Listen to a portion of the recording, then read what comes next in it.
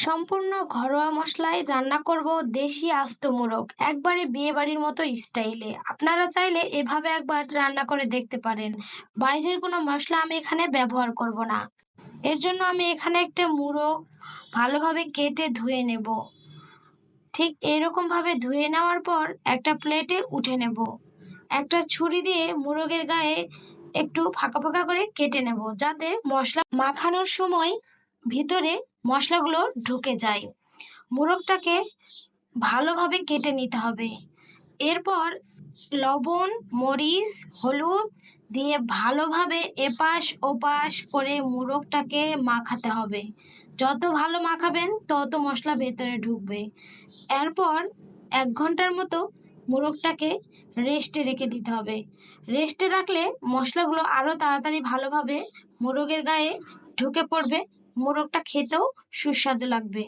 এবার একটা প্যান কড়াইয়ে আমি তেল দিয়ে মোরগটাকে ভেজে নেব। ঠিক এইরকম ভাবে ভেজে নিতে হবে। নরম করে ভাজলে ভালো লাগবে না, একটু কড়া করে মোরগটাকে ভাজতে হবে। লাল লাল করে যখন ভাজে নেবেন তখন মোরগটা খেতে আরো অসাধারণ লাগবে। ঠিক এইরকম ভাবে মোরগটা আপনারা ভাজবেন, তাহলে দেখবেন মাংসটাও খুব সহজে সিদ্ধ হয়ে যাবে, বেশিক্ষণ দেরি লাগবে না। একটা চামচ দিয়ে আমি তেলগুলোকে মাংসের উপরে দিয়ে দিচ্ছিলাম, যাতে মুরগিটা ভালোভাবে ভাজা হয়।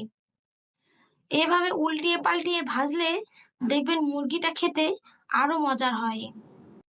ভাজা যদি ঠিক মতো হয় তাহলে দেখবেন মাংসটা রান্না একবারে পারফেক্ট ভাবে হবে। নইলে আপনার মুরগিটা যখন ভাজা ভালো হবে না, খেতেও ভালো লাগবে না, কেমন জানি ভ্যাপসা ভ্যাপসা করবে। এবার কড়াইয়ে আমি 2 কাপ পেঁয়াজ কুচি অ্যাড করে দেব। পেঁয়াজ কুচিগুলোকে দিয়ে কিছু গরম মশলা অ্যাড করে দেব, দিয়ে ভালোভাবে নাড়াচাড়া করতে থাকবো। নাড়াচাড়া করার পর আবারও শুকনো কিছু গরম মশলা অ্যাড করে দেব। এরপর আস্ত জিরা অ্যাড করে দেব, তেল অ্যাড করে দেব, দিয়ে ভালোভাবে নাড়াচাড়া করব। পেঁয়াজটাকে ভালোভাবে নাড়াচাড়া করে রান্না করতে হবে, কোনো রকম সাদা সাদা রাখা যাবে না। এটা যখন নাড়াচাড়া করতে করতে এক পর্যায়ে ব্রাউন কালার হয়ে যাবে, তখন এতে আমি শুকনো মরিচ অ্যাড করে দেব। শুকনো মরিচটা অপশনাল, আপনারা চাইলে দিতে পারেন, নইলে না দিতে পারেন। আমি এখানে কালার হওয়ার জন্য শুকনো মরিচটাকে অ্যাড করেছি। শুকনো মরিচটাকে দিয়ে আবারও ভালোভাবে নাড়াচাড়া করতে থাকবো। এক পর্যায়ে বাটা মশলা ইউজ করব। আদা, রসুন, জিরা একসঙ্গে আমি পেস্ট করে রেখেছিলাম, সেই মশলাটা আমি এখানে অ্যাড করে দেব। যখন ব্রাউন কালার পেঁয়াজ হবে তখনই মশলা অ্যাড করতে হবে, তার আগে মশলা অ্যাড করা যাবে না। দেখুন এইভাবে আমি মশলা অ্যাড করে ভালোভাবে আবারও নাড়াচাড়া করব তেলের সঙ্গে। তেলের সঙ্গে মশলাটাকে ভালোভাবে ভেজে নেব। ভাজা যত ভালো হবে মুরগিটার টেস্ট তত ভালো হবে। এক পর্যায়ে পানি অ্যাড করে দেব। পানি অ্যাড করে আবারও নাড়াচাড়া শুরু করব। নাড়াচাড়া করতে করতে যখন মশলাটাকে কষিয়ে কষিয়ে কষিয়ে কষিয়ে এক পর্যায়ে এর মধ্যে হলুদ, লবণ, মরিচ সবগুলোকে অ্যাড করে দিয়ে আবারও ভালোভাবে নাড়াচাড়া শুরু করব। এই মশলাটা আপনি যত কষাবেন তত আপনার মুরগিটা খেতে টেস্ট হবে। লবণটা স্বাদ মতো অনুসারে দিতে হবে। এবার মরিচ গুঁড়োকে আবারও একটু করে ভালোভাবে দিয়ে নাড়াচাড়া করে নিতে হবে। মশলাটা যত ভালো কষাবেন মুরগিটা তত ভালো খেতে লাগবে এবং আস্তেটে কোনো গন্ধ থাকবে না। এবার পর্যায়ে আমি মশলা কষিয়ে নিয়ে এবার আস্ত মোরগটাকে অ্যাড করে দেব।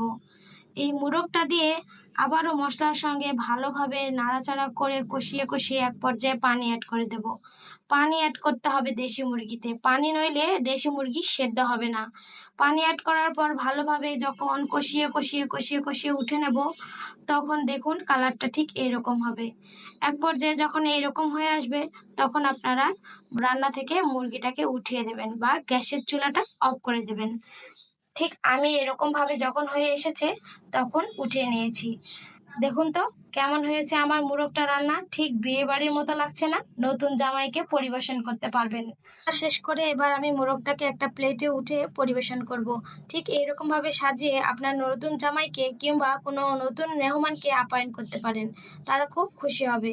সবসময় তো মোরগ একভাবে রান্না করেন, তো এইভাবে যখন কোনো মশলা আপনার কাছে না থাকবে, ঘরোয়া পদ্ধতিতে এই মশলা দিয়ে আপনারা ট্রাই করবেন।